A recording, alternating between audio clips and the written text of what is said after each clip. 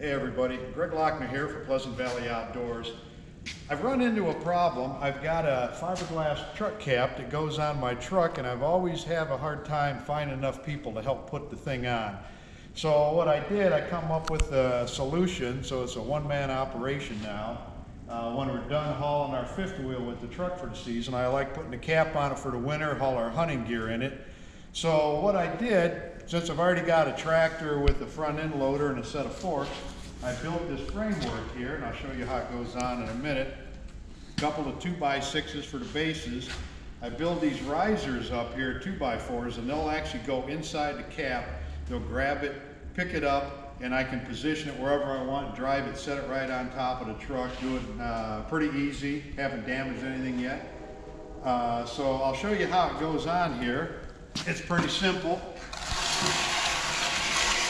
I built that to fit the width of the forks.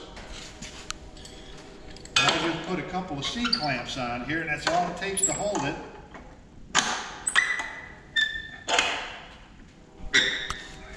Put one on each side and we're ready to go.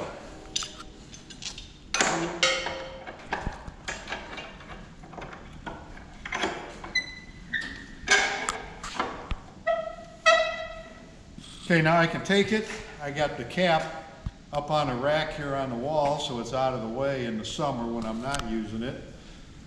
And I can drive right underneath there, go right through the back open door, pick it up, set it on the truck. So I'll show you how it works.